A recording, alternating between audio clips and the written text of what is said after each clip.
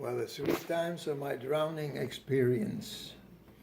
First time, I was probably about 5 years old, and I was there. My dad and some friends and myself and Ossie was in a boat in a. My dad had actually a cabin cruiser, and so we were at a river, and that river they had excavated so some larger boats could moor at that at the sort of Go ahead. excavated, so the larger boats could also moor there. Now there was on that beach there. It was on the river edge. There was sort of like a beach, real shallow, probably about a foot deep, and then about 10 feet from the beach, then it would become real deep. I mean, like 10, 20 feet deep. Suddenly, the river there. Old. I was 5 years old, and also was about 8 years old. Now he could swim, okay? So we were playing catch, and I was trying to catch him. But as soon as I was able to get to him, he would go into the deep water. And actually, I couldn't swim at that time, so I stayed on the shallow part. But in one of those, while trying to catch him, I slipped into the deep part.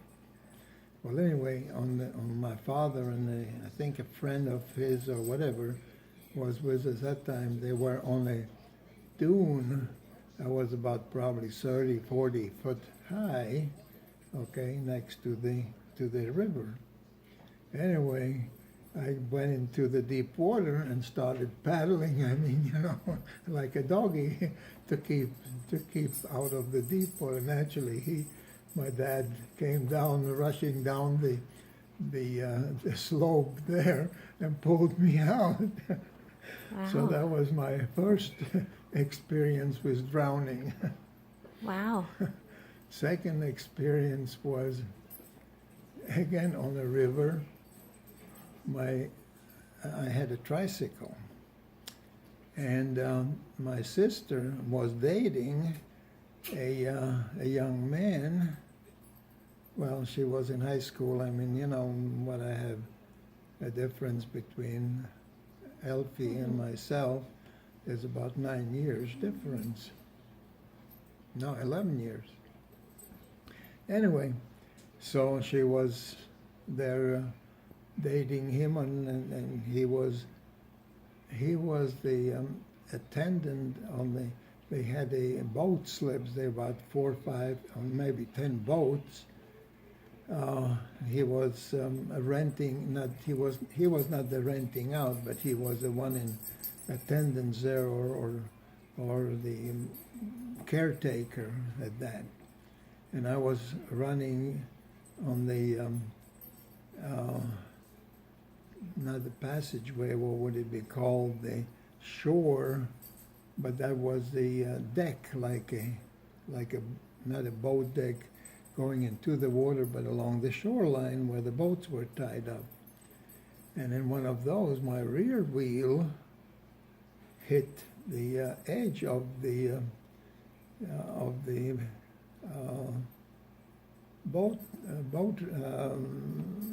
the deck.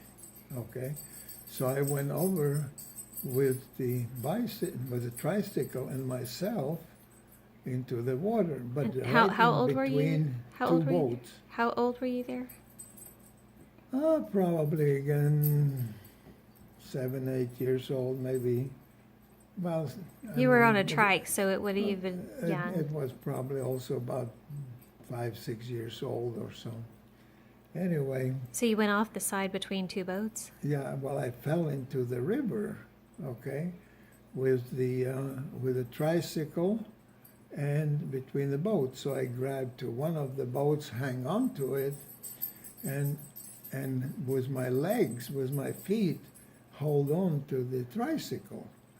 So I was taking care of the tricycle. Now, now the young man, I mean, you know, he was pulling me out, but he couldn't because I had a tricycle between the boats. It would not come up. He said, let go, let go. He said, no. I said, no way, Jose. I'm not going to let my tricycle. He said, I'll pull it out. Don't worry. Finally, I let go. So he pulled me out. I was late fall. I mean, I had a coat or so on it. So, but anyway, so that was my second. It was late fall. Did he go in and get the tricycle? Oh, well, yeah, it was a hook. I mean, he pulled it up, and the river wasn't that deep there. But anyway, but I wouldn't let go of the tricycle. That was my thing. I mean, I said, no way.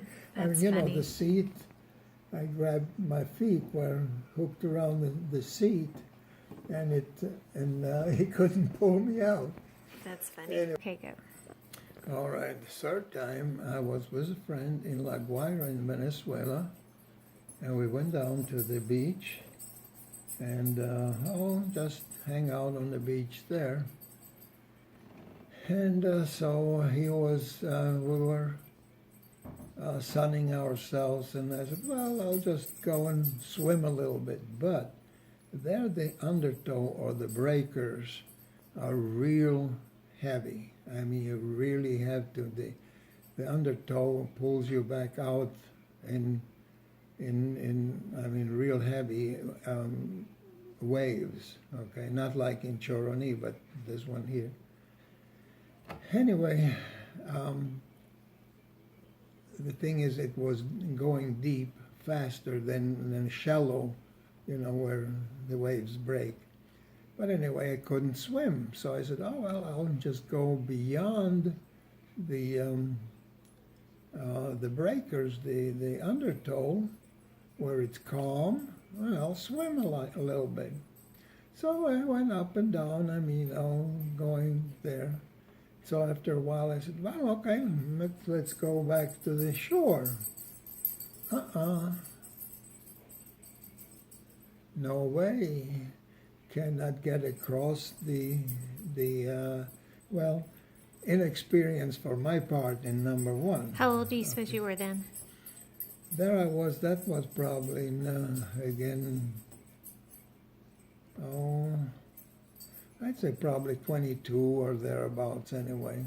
Hang on one second. Oh. Go ahead. Okay, so I went, so I said, well, now I'm going to go back to shore, but each time I tried to get across the waves, okay, or the undertow, couldn't get across. So I got tired. So I said, oh, okay, well, take it easy, rest up a little bit. So I just lie on my back there for a while, rest up and take it easy. And, well, okay, let's try it again. No go. Couldn't get across. You So couldn't get across because the undertow was so strong? Right, the undertow on top, I mean, I couldn't get it swimming, okay? That was my inexperience.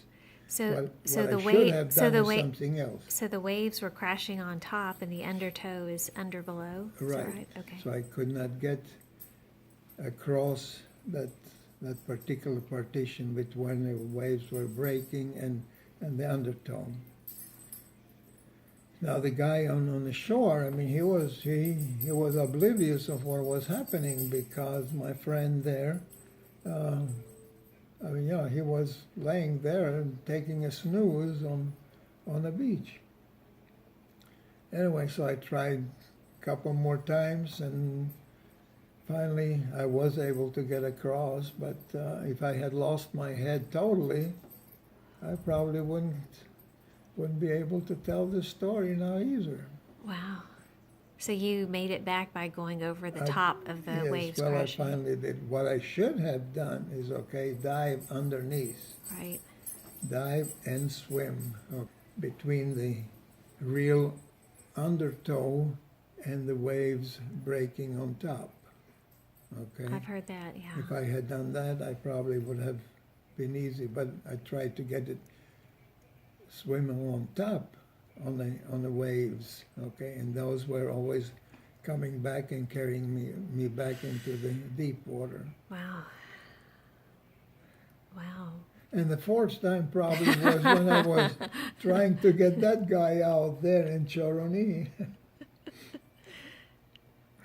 When you tried to rescue the guy who'd already, I tried to rescue him. I mean, he was already well, gone.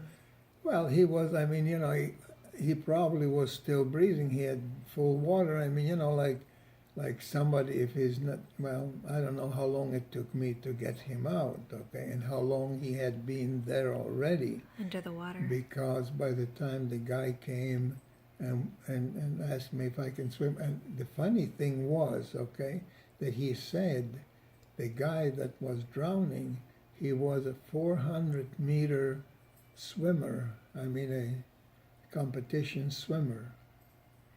But I think what the problem was, and that's they've been drinking or something, or it was not in his full faculties of.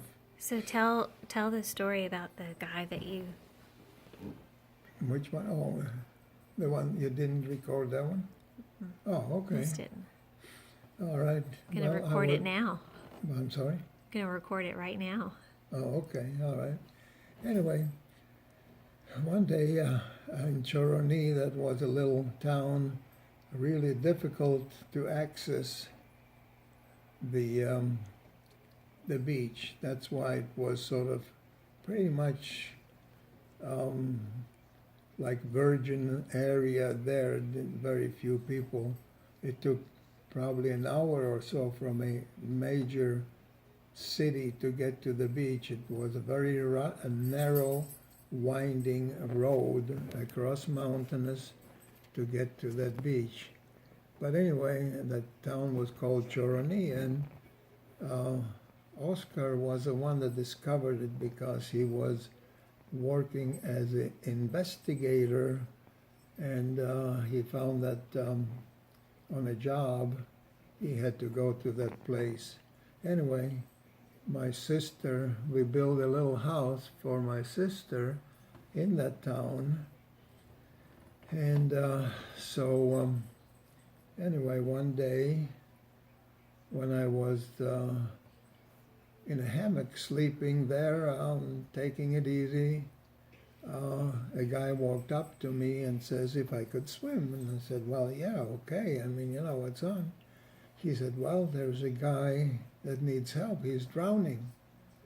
And so I ran out there and looked around, and I couldn't see anybody that's floundering or so. You said the water was really clear. The water was extremely clear. You could see down 10, 20, 30 feet down. I mean, it was the reason why it was so clear is because the sand was coarse and it settled. It did not have the suspension of the sand in the water, or the grains were relatively large, so they settled on the bottom, and so water was clear. Anyway, so I tried to ask with my hands, well, where is it? What is it? And the guy that woke me up, she said, pointing it down.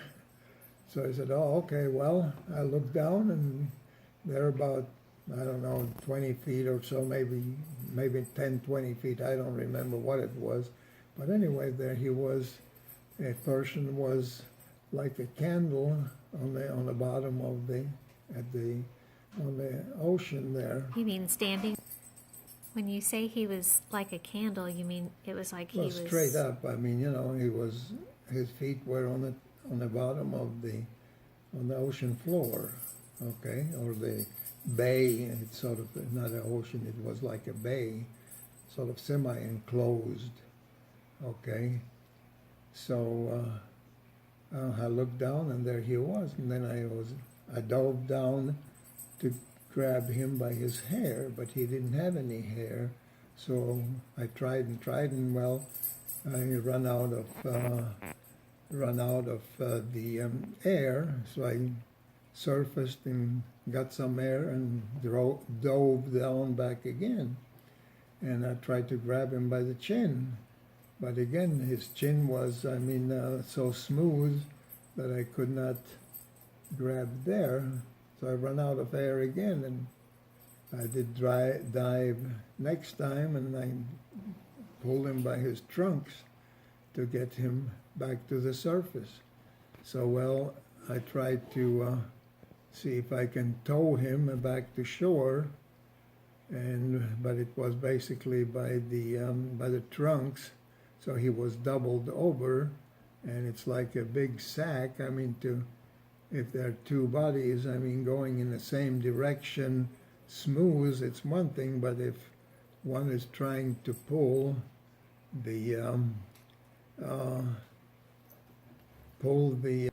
then it's